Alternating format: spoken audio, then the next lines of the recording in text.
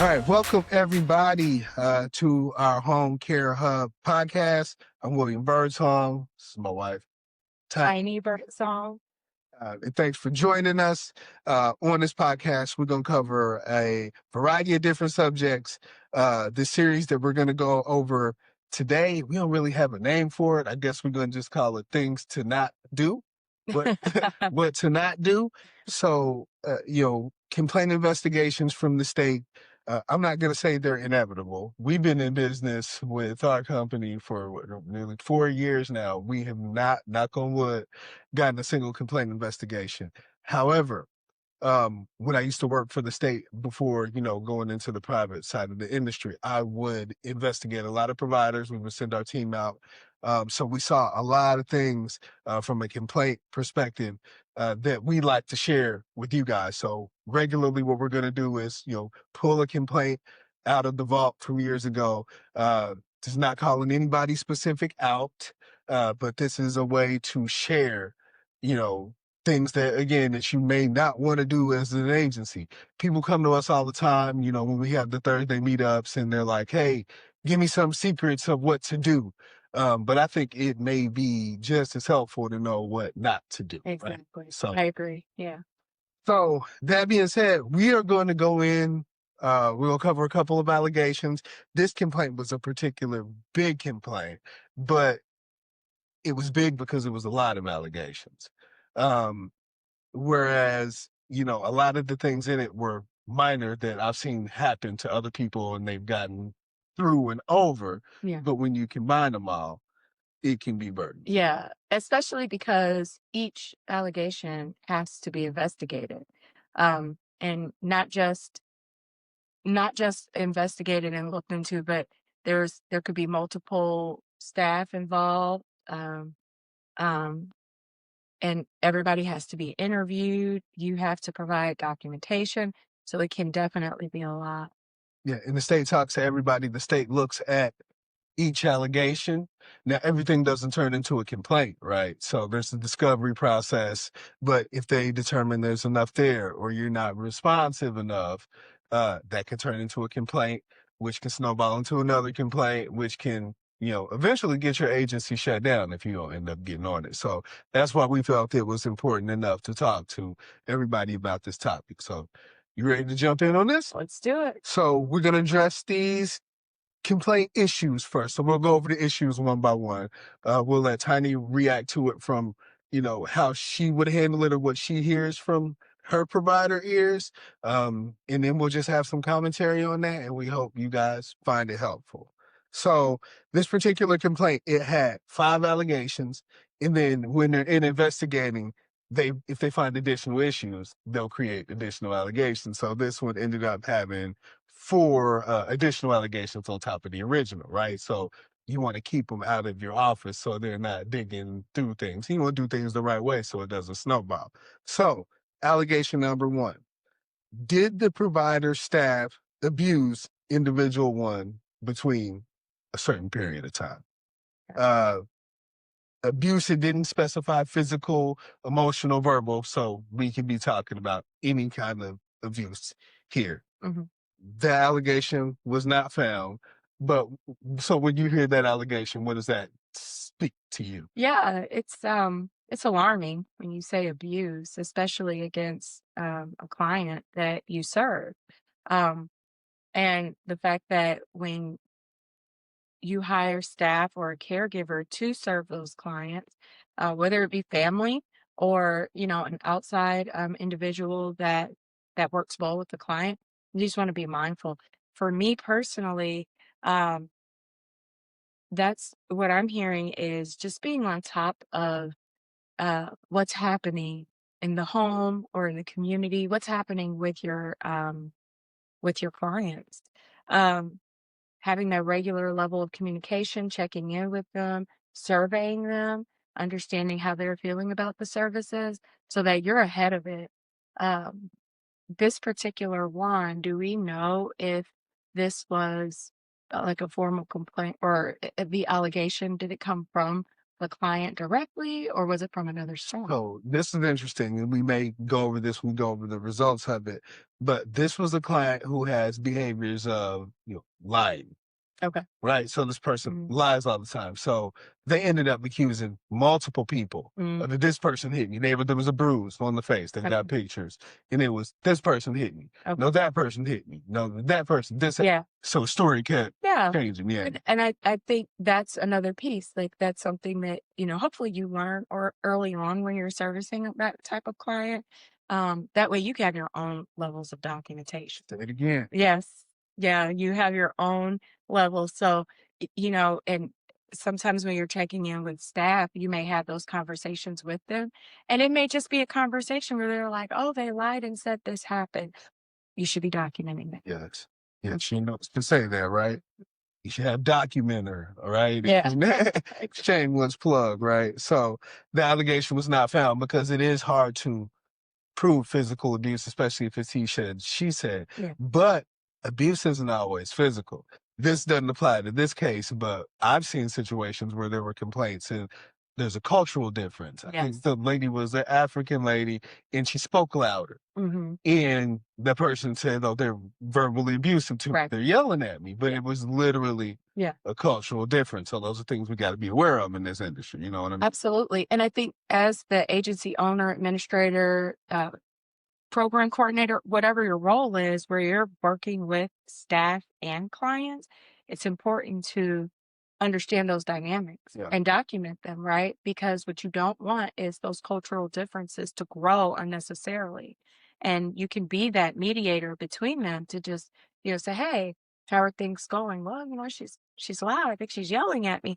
And you can be the one to kind of mitigate that before it grows to where now it's in front of the state and now you have to defend your agency. Where it was just a personality conflict in the first place. Exactly. Right. No, it makes sense. So those can be harder to prove, but we'll dig into what the state found or how they didn't find that here in a bit.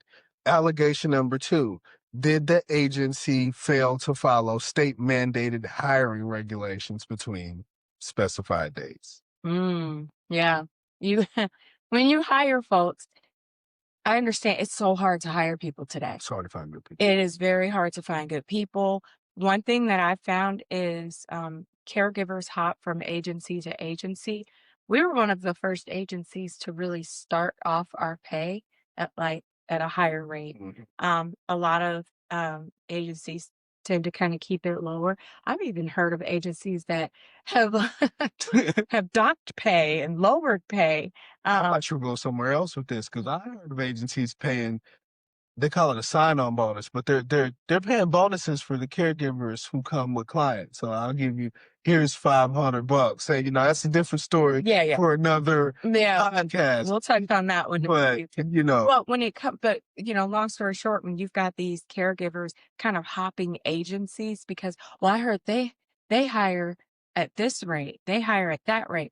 Regardless, you still have to vet all those.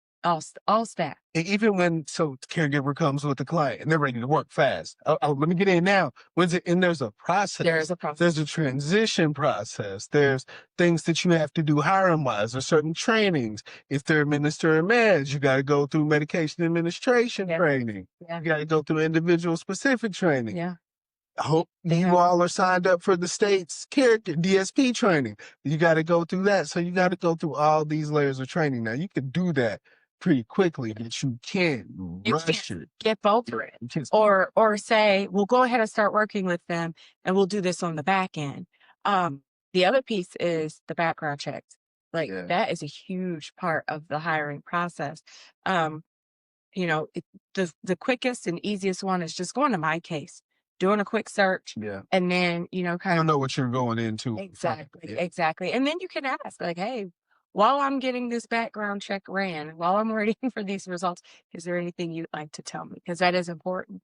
Because if you breeze past that and there's this staff is already working with a particular client, you find yourself in a situation like this where they do find out on the back end, well, it wasn't finalized, but it was an open case. What are your protocols for that? You know what I mean? It's just one more thing to have to speak to with the state that you don't want to you don't want to be in that position. Yeah, and I think in this particular case, it was no background checks.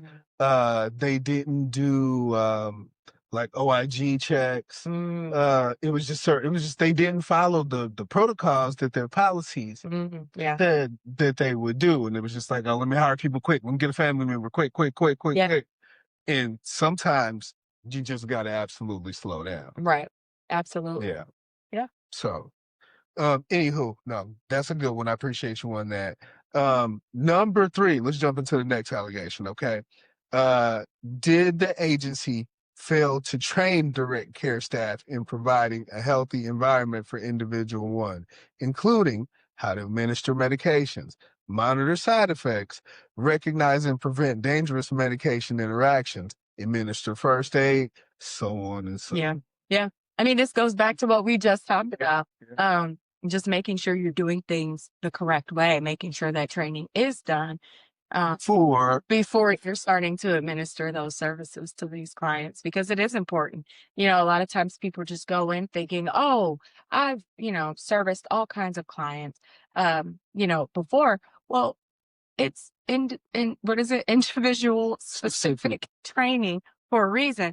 Just because you've serviced other clients that have taken medications, you need to be mindful of what the side effects for this particular medication is for this particular person. what this person's reactions are. Yes, exactly. What are some of their triggers? All that is important because we have to remember. I like how they said individual 1. That's their specification during this whole investigation, but that is an individual person behind that, generalized identifier. So it is important to get to know that particular client and be trained on them correctly. It's the responsibility of the administrator to make sure that that training is up to date. And then as those meetings happen, those team meetings happen, what changes do we need to train on next? Because, well, things have happened in this individual's life that, needs to be considered. And I think in this case, this agency was rushing to hurry up and get people onboarded so I could build. Yeah. Yeah. And I just want to add a personal element really quickly. There's something that grandmama told me years ago. I remember I was dropping the kids off at home. Sorry, the little side note, but it is personal that transpires into this conversation. I was just running through the house, dropping the kids off, setting things down, getting all this stuff organized. Said to get to work, had a meeting, blah, blah, blah. And she looked at me and she kind of put her hand on me. She said, slow down. that's right. And I was like, those words hit me. And that was what, 10 years ago? Yeah. Like, I don't know. Yeah, between 7 to 10 years ago. And that is a rule of thumb that agency owners have to follow. Just slow down. Slow down, We do it right. Yeah, do it right. Take your time. Yeah. Because the faster you go, that's the opportunity for more mistakes to occur. Yep. And I think we're going to notice a theme as we go through these. It's a lot of the same.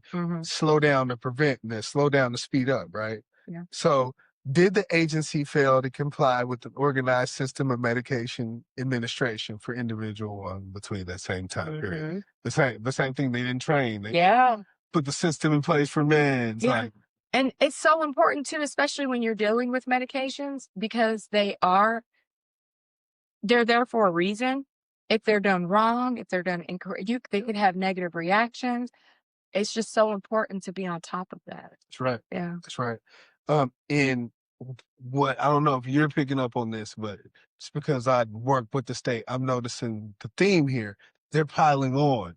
So a lot, like these 3 allegations in a row are going to be like very similar. Yeah. They're like almost the same thing. So our allegation 4 was they didn't comply with a system of medication administration for individual 1. Well, then the next allegation is, did they fail to have an effective system in place to provide medication records? Yeah. So, you didn't train the people on the administering. Oh, where's your record? Exactly. It really all falls in the same category. It does, but I definitely see the difference between it all. Your training, is it backed up with the documentation of that training? It does definitely culminates together, but it really boils down to something crucial and key, and that is documentation, being organized, Yep. making sure that you know who all the key players are for this particular staff that you're providing services for, and being able to speak to them holistically. Hey, not only do I have the training for the caregivers, but I also have um, the documentation to back it up. I have the documentation to identify that this some of the behaviors. Yes, that Yeah. yeah, that we identify some of the characteristics of the client. We've documented all of that, and we bring those forward during those team meetings. So there's a trail there. So it'll be, and I don't want to say it'll be easy to just show the state, It would be but easier. You it have would. proof. Yes, you've got your records. They're all That you updated. should have. Yes, yeah, Right. Because the state, believe it or not, like if they're asking you for stuff, if they're asking you for 90 days of service documentation and you can't turn that in 24 to 48 hours and they give you a week, there's something wrong. yeah, Something wrong with what you're doing, how you're documenting. exactly. There's a problem. How you're collecting those Yeah. documents, how you're saving them, storing them. Yep. That's a requirement. Like when you started your agency, those are the requirements that you had to have to say, this is what I'm going That's to what do. we're going to do. Yeah. So let's stick on documentation because this next allegation irks me and I see it all the time. If I did your policies, if my team helped y'all with your policies, it is in there. Yeah. Mandatory components of an investigation. So, did the agency fail to conduct an investigation containing the main mandatory components of investigation between this date and that date? Right. If there's an allegation hmm of abuse, neglect, or exploitation, allegation doesn't Yeah. have to be true. If anybody says anything, hey, Johnny or staff hit me, hmm you got to suspend staff, even if it's just take them off of the clock right now until you investigate it. Right. Interview all parties involved, Yes. right? Written statements of your findings. Right. They didn't have a finding. This was substantiated. This was not substantiated. But it goes back to what you were talking about the documentation. Yeah. So all you have is, hey, Johnny said they hit me. We didn't hit him. And that was the That was it. That was it. Where's the investigation? Yeah. It's not found. We Yeah. didn't hit. We talked to two people. Yeah. Well, it has to be, it should be organized. You should have a form that where you could just fill it out and you're like, hey, this is what occurred.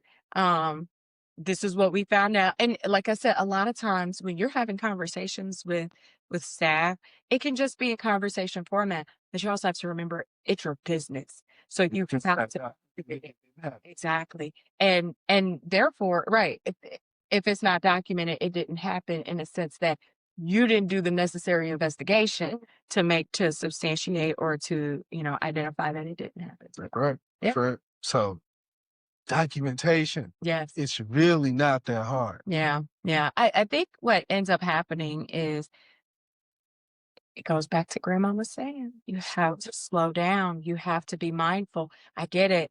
Listen, payroll weeks can be crazy. I get it. You're trying to hurry up and bill. You've got all these things going on. Maybe you're managing all these different clients and oh my goodness, everybody has something to say. Maybe payroll was late and now you've got your staff refusing to work because until they get their paycheck. Whatever the case is, a lot can be happening, but you still have to slow down and address it. This is important because one thing you don't want is to be dealing with all those examples that I just gave. And then here comes the state saying, hey, we got this formal complaint. Yep. So, And then if you get enough of them, you won't be able to take clients until they get resolved. yeah, If you don't resolve them, they won't allow you to bill. Right. So yeah, it will come back on you exactly. always. Yeah. All right. So next complaint. Let's see if the theme stays true or if it changes here. Mhm. Did the provider fail to adopt policies and procedures that prohibit abuse and violations? Right. So this to me just turns down to, hey, when the state says give me 60 days of service documentation, give me your policy on abuse, neglect, and exploitation, Yep. give me this. You all should have I mean, to get approved, you gotta have Right. those policies. Yeah. You can't turn in what you used to get approved. Yeah. Here's my policy on abuse, neglect, and exploitation. Yeah. Because if you do that, the worst they can do is tell you to update it. Right. Now you don't turn it in. And you're like, oh, I got that after you get the cat. Mm-hmm. I had that. Well, why didn't you give it to them when they gave you that week to give it to them? Exactly. Yeah. And I always say this because, you know, I've been in the healthcare industry for a lot of years. And I always thought it was interesting. If you bill for it, there has to be documentation for it.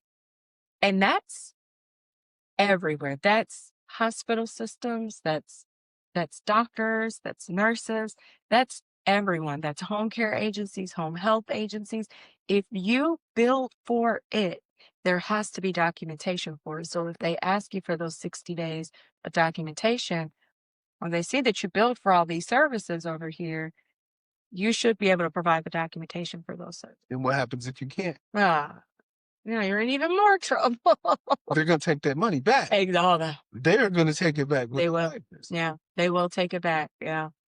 I've seen that. And that is scary, especially like I said, if you're in that situation where payroll's delayed or whatever the case is, life happens. We get it. But now you're being asked to pay $50,000 back Now. on top. Yeah, no, yeah, We don't want those problems. Document. exactly. That's all you got to do. Yeah. So, last allegation here. Man, there's a lot of allegations. Don't ever get in this kind of trouble. And just know that one can turn into several more.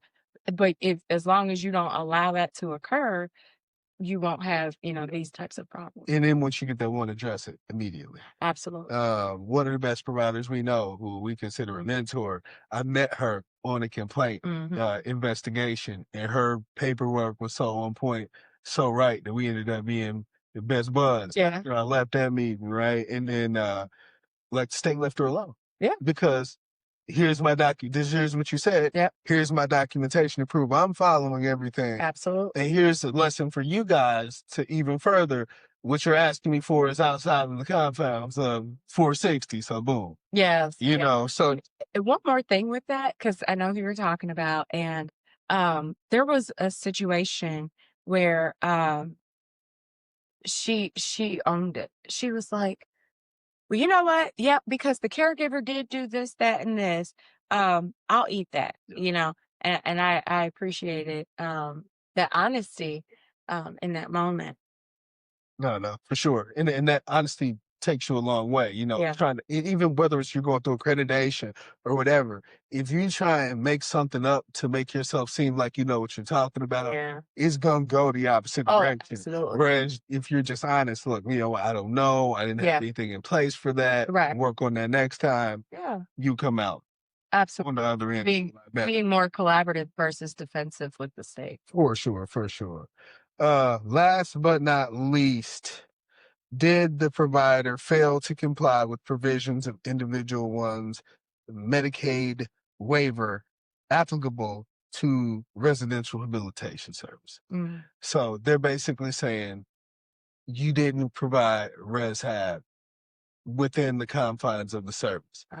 They were doing extra. They were not doing what they were supposed to do. If it's supposed to be rehab, why is the person sitting up at the office with you? Why are they at your house, and you're billing for rehab? That may not be this, but I know what you mean. It was basically well outside of the confines of what they should have been doing. Exactly. Yeah. Exactly. Oh, and that just opens up. That's how they can start the snowball effect. Yep. When you're not doing things that's listed in that PCISP. Yep. Yeah.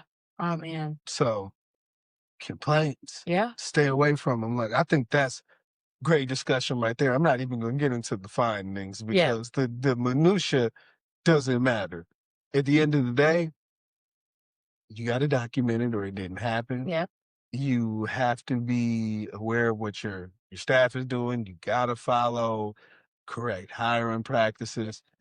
When there's an investigation, document it, like investigate everything just like the state's going to investigate you. Yep. But it comes down to organization, documentation at the end of the day to keep you out of 95% of complaints from policy.